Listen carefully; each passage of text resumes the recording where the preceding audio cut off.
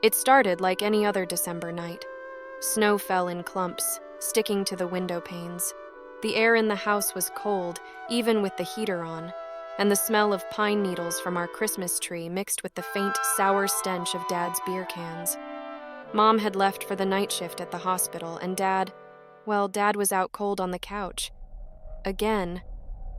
I was 6 at the time, but I remember it so clearly. My brother Danny was 8. He was always the braver one, the one who told me not to cry when Dad yelled, the one who said Mom would come back soon even when I knew it wasn't true. That night, Danny said we should stay up late and watch the snow. It felt like a good idea. Cozy even. We sat by the big living room window, wrapped in a blanket. The streetlights cast a yellow glow on the snow, making it sparkle. Danny was telling me about Santa, how he might bring us something nice this year if we were good. I didn't believe in Santa anymore. Not really. But I didn't say that. I didn't want to ruin it for Danny. It must have been around midnight when we heard it. A knock at the door. It wasn't loud, more like a gentle tap. Danny and I froze. No one ever came to our house this late, not even our neighbors. "Stay here," Danny whispered. He got up, tiptoeing to the door like he thought whoever it was couldn't hear him. I followed, clutching the blanket around me. "Who is it?" Danny asked, his voice steady but low. There was a pause, then a voice cheerful but strange. "Ho, ho, ho. It's Santa. I've got gifts for you, but you have to let me in." My stomach knotted up. Danny looked back at me, his face pale in the dim light. "Santa doesn't come to the door," I whispered. "He comes down the chimney." Danny didn't answer. Instead, he pressed his face to the peephole. I watched his expression change. Curiosity, then confusion, then something else. Fear. "What is it?"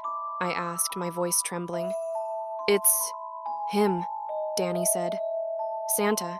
He's just standing there. But—" He trailed off. "But what?" I demanded. "He's not smiling." My heart thudded in my chest. I wanted to run to the couch, shake Dad awake, but I knew it wouldn't help. Danny backed away from the door, pulling me with him. "We're not supposed to open the door," he said firmly, like he was trying to convince himself. The knocking started again, louder this time. Then the voice. "Danny. Lucy. I know you're in there. Let me in. I just want to give you your presents." My blood turned to ice. How did he know our names? Danny dragged me behind the couch, motioning for me to be quiet. We crouched there, the TV's glow flickering across the room. The knocking stopped, and for a moment, there was silence. I thought maybe he had gone away. Then we heard it, the crunch of snow under boots. He was walking around the house. We could hear him testing the windows, rattling them one by one. The kitchen, the bathroom, the living room. Each time I held my breath, praying the locks would hold. "Danny," I whispered, tears streaming down my face. "What does he want?" "I don't know," Danny said. His voice cracked, but he was trying to be brave for me. "It's okay. He can't get in." But he didn't sound sure. We stayed there, huddled together until the noises stopped. Minutes passed, then what felt like hours. Finally, Danny peeked over the edge of the couch. "I think he's gone," he said. I wanted to believe him, but something didn't feel right. The house was too quiet. No wind, no creaking floorboards, nothing. And then we heard it, a soft, rustling sound, like fabric dragging across the floor. It was coming from the hallway. Danny grabbed my hand, his grip so tight it hurt. "We need to go to the bedroom," he said. "Lock the door." We bolted down the hall, slamming the door shut behind us. Danny pushed the dresser in front of it while I crawled under the bed, shaking so hard I thought my teeth would rattle. We sat there in the dark listening. At first there was nothing, then faintly the sound of heavy breathing. It was close, too close. And then the voice again, but quieter this time, almost a whisper. "Lucy. Danny." You've been very naughty this year."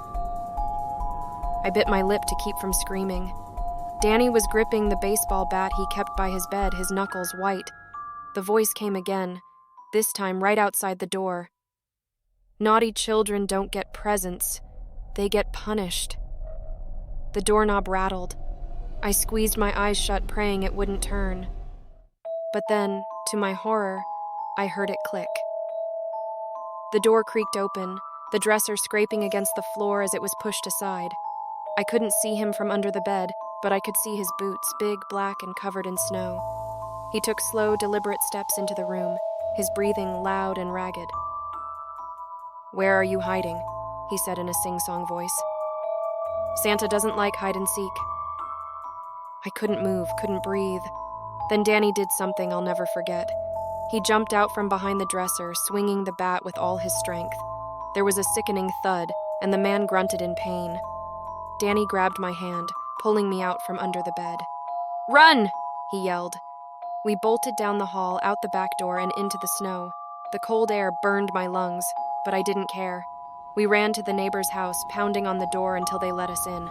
The police came, but they didn't find him. No footprints in the snow, no sign of forced entry, nothing. It was like he was never there. But we know he was. Sometimes late at night I still hear his voice, whispering my name. And I wonder, did we escape? Or is he still out there waiting for us to be naughty again?